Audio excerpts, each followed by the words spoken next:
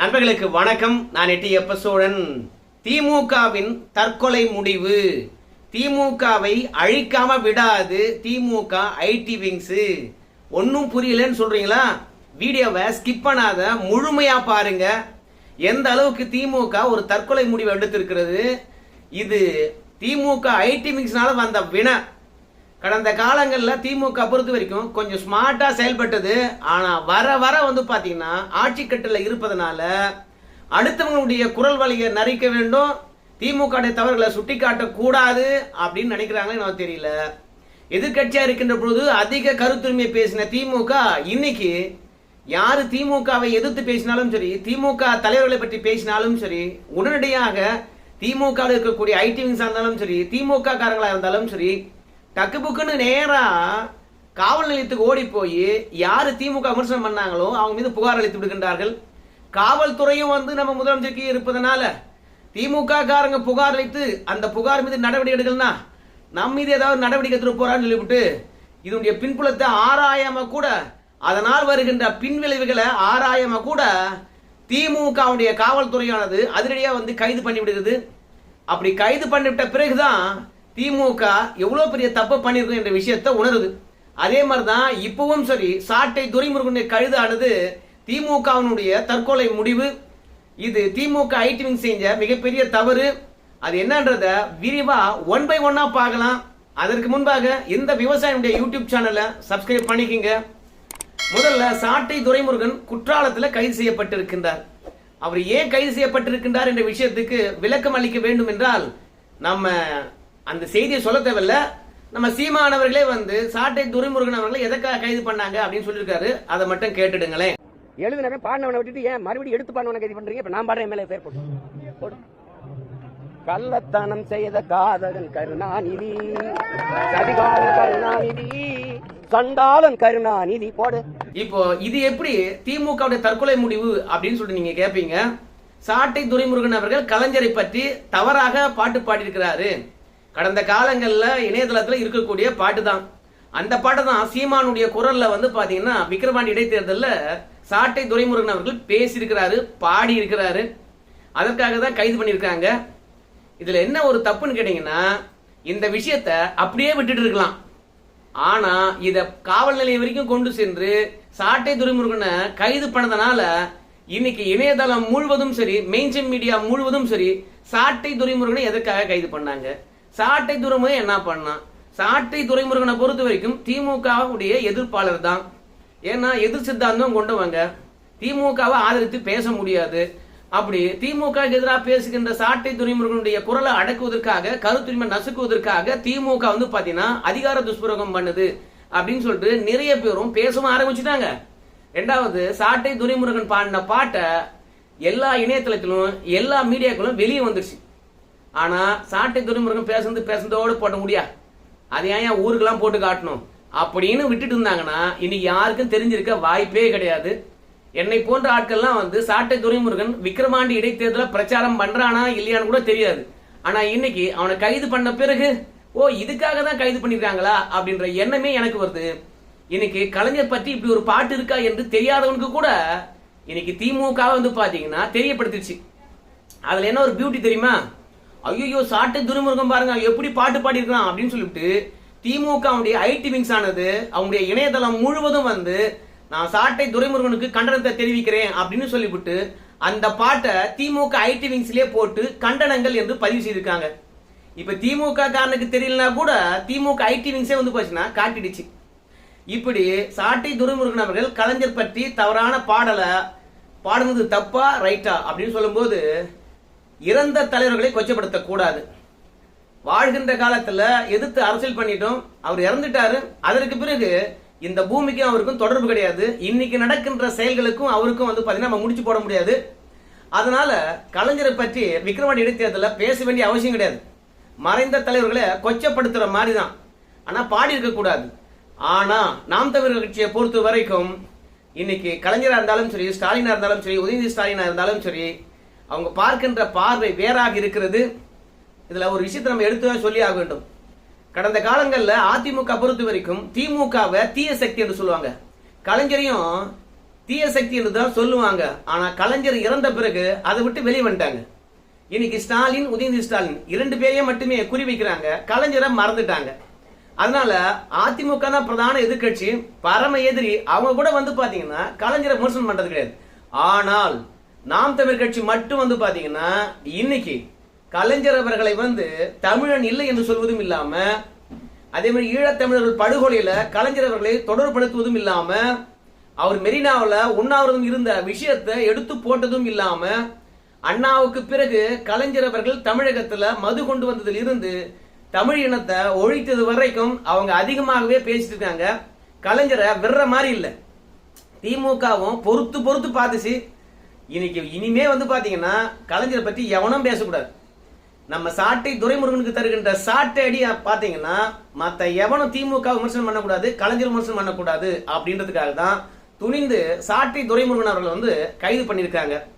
ஏன்பா கலைஞரை பத்தி பேசக்கூடாது அப்படின்னு சொல்லும் போது திமுக கலைஞருக்கு ஒரு புதிய இமேஜை கொடுக்குது. எப்படின்னு கேட்டீங்கன்னா, இப்ப எம்ஜிஆர் இருந்தாரு, ஜெயலலிதா இருந்தாங்க. அவங்க எல்லாம் வந்து பாத்தீங்கன்னா தமிழ் இன தலைவர் என்று சொல்லிக் கொள்ளல. அவங்க வந்து பிற மாநிலத்தை சார்ந்தவன்னு சொல்றாங்க. ஆனா எம்ஜிஆரும் வந்து பாத்தீங்கன்னா கோவையை சார்ந்தவர், அவர் ஒரு மன்றாடியர் அப்படின்னு அவருடைய சாதியும் சொல்றவங்க இருக்காங்க. அதே மாதிரி வந்து பாத்தீங்கன்னா ஸ்ரீரங்கத்தை பூர்வீகமாக கொண்டவங்க ஜெயலலிதா அப்படின்னுவாங்க. ஆனா அவங்க கர்நாடகாவில் பிறந்து வளர்ந்தவங்க. ஆனா எம்ஜிஆரும் ஜெயலலிதாவும் தமிழர்கள் என்று அவங்க சொல்லிக்கிட்டாலும் இன்னைக்கு பொதுமக்கள் மத்தியில வந்தவங்க பிற மாநிலத்தர் என்று சொல்லுகின்ற போது அவங்க 2 பேருமே வந்து நான் தமிழ்நாட்டை சார்ந்தவன், தமிழ் இனத்தினுடைய தலைவர் அப்படின்னு அவங்க சொல்லிக்கின்றே கிடையாது. அப்படி இல்லாம கலைஞரை பொறுத்த வரைக்கும் திமுக எப்படி கொண்டு செல்லுதுன்னு கேட்டீங்கன்னா தமிழ் இனத்தினுடைய தலைவர் அப்படின்னு கொண்டு செல்றாங்க. இரண்டாவது நவீன தமிழகத்தினுடைய சிற்பி அப்படின்னு கலைஞரை கொண்டு செல்கின்றார்கள். அதுவும் இல்லாம கலைஞர் வந்து இறந்த பிறகு அவருடைய வாழ்க்கை வரலாற பள்ளி பிள்ளைகளுக்கெல்லாம் கொண்டு போய் சேர்த்தாச்சு. பொதுமக்கள் இடத்திலும் சரி, மீடியாக்களும் சரி கலைஞரை பற்றி உயர்வா பேசுறாங்க. ஆனாலும் கலைஞரை வந்து பாத்தீங்கன்னா வெகு மக்களுடைய தலைவராக கொண்டு போய் சேர்க்க முடியல. கட்சி பேதமற்று கலைஞரை கொண்டாடுகின்ற நிலையே தமிழகத்தில் இல்லவே இல்லை. இப்ப ஜெயலலிதா உயிரோடு இருக்கின்ற வரைக்கும் ஜெயலலிதா விமர்சனம் பண்ணாதவங்க யாருமே கிடையாது. ஆனா இன்னைக்கு ஜெயலலிதாவுடைய போட்டோவை போட்டு வாக்கு கேட்கின்ற அளவுக்கு பல கட்சிகள் வந்தாச்சு. எம்ஜிஆர் எல்லாரும் கொண்டாடுறாங்க. ஆனா சமகாலத்துல ஜெயலலிதாவுடன் இறந்தவர் தான் கலைஞர். ஆனா அந்த கலைஞரை யாரும் கொண்டாடுறதே கிடையாது. அதுக்கு மாறா கலைஞர் மீது பழி போடுறாங்க, கலைஞரை திட்டுறாங்க. அவர் மட்டும் இல்லைன்னு வச்சுக்கலாம் தமிழர் நல்லா இருந்திருக்கும், குடிகார மாநிலமா மாறி இருக்காது அப்படின்னு சொல்லிட்டு கலைஞருக்கு மட்டுமே வந்து பாத்தீங்கன்னா அவச்சொல் இருந்துகிட்டே இருக்குது. தன்னுடைய தந்தையாரை எங்கேயோ கொண்டு செல்ல வேண்டும் என்பதற்காக ஆட்சிக்கு வந்ததுல இருந்து எங்கெல்லாம் காலி இடங்கள் இருக்குதோ அங்கெல்லாம் கலைஞர் செல வெளியா அப்படின்னு வந்து மூளைக்கு மூளைக்கு கலைஞர் புகழ்பாடுகின்ற நூலகங்களும் கலைஞர் சிலையும் திறந்து கொண்டு இருக்கின்ற பொழுது கடைசி வரைக்கும் இந்த மக்களா இருந்தாலும் சரி, மீடியாவா இருந்தாலும் சரி, அடுத்த கட்சி தலைவராக இருந்தாலும் சரி, கலைஞரை ஏற்றுக்கொள்ள மாட்டாங்களப்பா அப்படின்ற வருத்தம் தான். இதுக்கெல்லாம் என்ன காரணம் கேட்டீங்கன்னா அங்கங்கே கலைஞரை பற்றி தப்பா பேசுறது தான். இனி கலைஞரை பற்றி தப்பா பேசக்கூடிய வாழை அடக்கணும்னா கலைஞரை ஏற்றுக்கொள்வாங்க அப்படின்ற ஒரு எண்ணம். உங்க எல்லாருக்கும் தெரியும், மோடி அவர்கள் இப்போது ஆட்சியில் இருக்கின்றார். மோடி அவர்களுடைய வாழ்க்கை வரலாற்றை வந்து நடிகர் சத்யராஜ் நான் நடிக்க போறேன் அப்படின்ற அளவுக்கு இறங்கிட்டாங்க. ஆனா கலைஞர் அவர்கள் வந்து கிட்டத்தட்ட தமிழக அரசியல் களத்துல நீண்ட நாள் அரசியல் செய்தவர். ஆனா அவருக்கென்று ஒரு வாழ்க்கை வரலாற்று திரைப்படம் சுத்தமா இல்லவே கிடையாது. யாரும் நடிக்கவும் மாட்டாங்க. அவருடைய வாழ்க்கை வரலாற யாரும் எடுக்கவும் முன் வர மாட்டாங்க. இது திமுகவுக்கு பெருத்த வந்து பாத்தீங்கன்னா வருத்தம் தான். இப்போ ஜெயலலிதா பற்றி தலைவி என்ற ஒரு தொடர் வந்திருக்குது, சினிமா வந்திருக்குது. அதுல கலைஞர் வருவாரு. இருவர் என்று சொல்லிவிட்டு எம்ஜிஆருடைய வாழ்க்கை வரலாறு படம் எடுத்திருப்பாங்க, அதுல கலைஞர் வருவாரு. ஆனா கலைஞருக்கென்று ஒரு திரைப்படம் எடுக்கவே இல்லை யாருமே. நம்ம உதயநிதி ஸ்டாலின் கூட நடிக்கிறோம்னு சொன்னாரு, ஆனா நடிக்க இல்லை. ஏன்னா யாரும் வந்து பாத்தீங்கன்னா அதை டைரக்ட் பண்ண தயாரா இல்லை. ஸோ இந்த மாதிரி எவ்வளவு காசு கொடுத்தாலும் சரி கலைஞரை ஏற்றுக்கொள்கின்ற மனநிலை மக்களிடையும் இல்லை, பிற கட்சி தலைவர்களிடையும் கிடையாது, திரைத்துறையினரிடத்திலும் கிடையாது. அதனால அதுக்கெல்லாம் காரணம் என்னன்னு கேட்டீங்கன்னா அடிக்கடி இறந்து விட்ட பிறகும் கலைஞரை பத்தி தப்பா பேசுறது தான். அதனால எவன் பேசினாலும் தெரியும் அவனை முட்டி தட்டி உழுதல் அப்படின்ற எண்ணத்துல தான் இன்னைக்கு வந்து பாத்தீங்கன்னா சாட்டை துரைமுருகன் அவர்களை கைது பண்ணி உள்ள போட்டிருக்காங்க. திமுக பொறுத்த வரைக்கும் சாட்டை துரைமுருகனை கைது பண்றது இது ஒன்றும் புதுசு கிடையாது. 2021 குஷ்பு அவர்களையும் சரி கலைஞர் அவர்களையும் தொடர்புபடுத்தி பேசினாரு, அப்ப கைது பண்ணி உள்ள போட்டாங்க. 2022 என்று நினைக்கின்றேன் நாங்குநேரியில் வந்து பாத்தீங்கன்னா குறிப்பா கன்னியாகுமரியா நாங்குநேரியான்னு தெரியல, கொஞ்சம் கிளாரிபிகேஷன் பண்ணீங்க. அந்த தருணத்துல வந்து நம்முடைய சாட்டை துரைமுருகன் அவர்கள் கனிமவள கொள்ளை திமுக கண்டுகொள்வதே கிடையாது.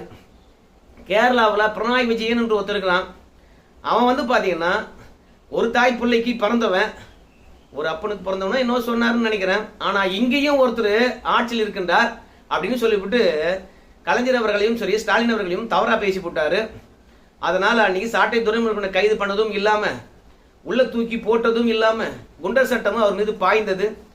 பிறகு வந்து பாத்தீங்கன்னா நம்ம இருங்காட்டுக்கோட்டையில் இருக்கக்கூடிய ஃபாக்ஸ்கான் தொழிற்சாலை பற்றியும் அங்க பெண்களுக்கு எதிராக நடக்கக்கூடிய விஷயங்களை பற்றியும் பேசினார்னு சொல்லிவிட்டு மீண்டும் அவரை உள்ள தூக்கி போட்டாங்க. இப்ப மீண்டும் கலைஞர் அவர்களை பற்றி சமூக வலைத்தளத்துல உலாவுகின்ற ஒரு பாட்டை பாடிட்டாரு, அதுவும் சீமான் குரல்ல பாடிட்டாரு, கிண்டலும் கேலியும் பண்ணிட்டாரு அப்படின்ற ஒரே காரணத்துக்காக அவரை கைது பண்ணி உள்ள வச்சிருக்காங்க.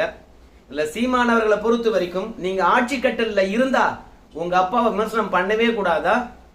தமிழகத்தினுடைய தீய ஆட்சி தொடக்கமே வந்து கலைஞர் ஆட்சி தான் அப்படின்னு சொல்லிவிட்டு, அண்ணாவுக்கு முன்பு திமுக எப்படி இருந்தது, ஆட்சி அதிகாரங்கள் எப்படி இருந்தது, ஆட்சியாளர்கள் எப்படி இருந்தாங்க, ஆனால் அண்ணா போயிட்டு பிறகு கலைஞர் வந்த பிறகு தமிழகத்துல என்ன நடக்கல, எல்லாமே நடந்து போச்சு அப்படின்னு சொல்லிவிட்டு இன்னைக்கு சாட்டை துரைமுருகனை கைது பண்ணதன் காரணமாக எனக்கு நெருக்கடி கொடுக்க பாக்குறாங்க திமுக காரங்க அப்படின்னு சீமான் சொல்றாரு. அப்படி என்ன நெருக்கடி அப்படின்னு பார்க்கும்பொழுது, சீமான் ஒரு பெரிய தலைவராம், தன்னுடன் இருக்கின்றவங்களே காப்பாற்ற முடியல, அவன்லாம் என்ன பெரிய தலைவர் அப்படின்னு ஒரு மன வருத்தத்தையும் உளவியல் ரீதியான ஒரு அழுத்தத்தையும் தருவதற்காக சாட்டை துரைமுருகனை கைது பண்றாங்க. நான் எல்லா மேடையிலுமே சரி கலைஞரை பற்றி இந்த பாட்டை பாடுறவன், இப்போதும் பாடுறேன், முடிஞ்ச என்ன கைது பண்ணுறா பார்க்கலாம் அப்படின்னு சொல்லிவிட்டு யாருக்கும் தெரியாத இருந்த விஷயத்த இன்னைக்கு திமுகவினரே வந்து பாத்தீங்கன்னா உலகம் முழுவதும் கலைஞர் பற்றியான பாடலை பிரபலப்படுத்தி அடுத்தடுத்த தலைவர்களும் வந்து பாத்தீங்கன்னா சாட்டை துரைமுருகனுக்காக களத்துல இறங்கி திமுக இதோட கருத்துரிமை பற்றி பேசலாமா, மோடிக்கும் கருத்துரிமைக்கும் என்ன சம்பந்தம் இருக்குதுன்னு கேட்கிறவங்க இன்னைக்கு திமுக சாட்டை துரைமுருகனை கைது பண்ணி இருப்பதனால அதுக்கும் கருத்துரிமைக்கும் என்ன சம்பந்தம் அப்படின்னு சொல்லிவிட்டு இத்தனை நாளும் எலியும் பூனையுமாக இருந்த பாஜகவினர் கூட வந்து பாத்தீங்கன்னா சாட்டை துரைமுருகனுக்கு ஆதரவாக களத்தில் இறங்கி இருக்கிறாங்க. அதனால இன்னைக்கு கலைஞர் பற்றி தெரியாதவர்கள் அத்தனை பேரும் இந்த பாடலை தெரிஞ்சு கொண்டாங்க. ரெண்டாவது, திமுக ஒடுக்குமுறையை குரல் வழியை நசுக்குது அப்படின்ற விஷயத்த எல்லா கட்சிக்காரங்களும் வந்து பாத்தீங்கன்னா இன்னைக்கு திமுக எதிராக கொதித்து எழுந்திருக்கிறாங்க. இரண்டாவது, மக்களுடன் முதல்வர் என்ற ஒரு திட்டத்தை தொடங்கி இருக்கிறாரு நம்ம முதலமைச்சர் ஐயா. அது எல்லா மக்களுக்கும் போய் சேர வேண்டும் என்று ஆசைப்பட்டார்.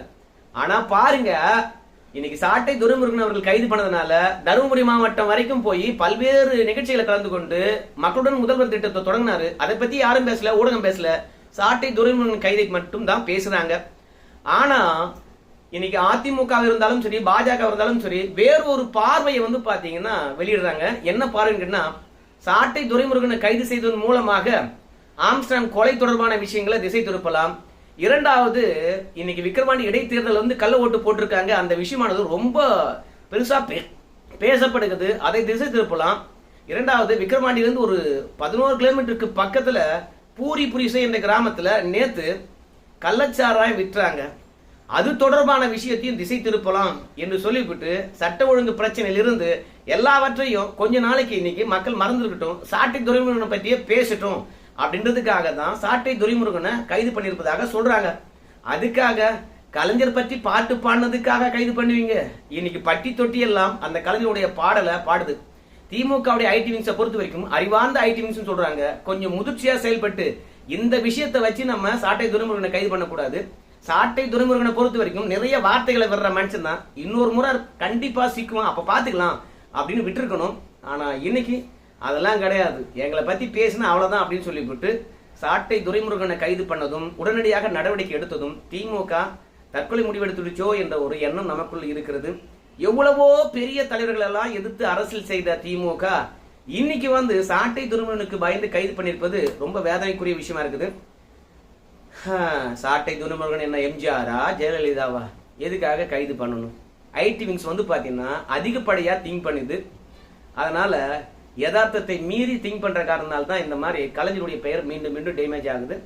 தொடர்ச்சியாக அவர் பற்றியான அவதூறு கருத்துக்கள் வெளியே வந்துகிட்டே இருக்குது.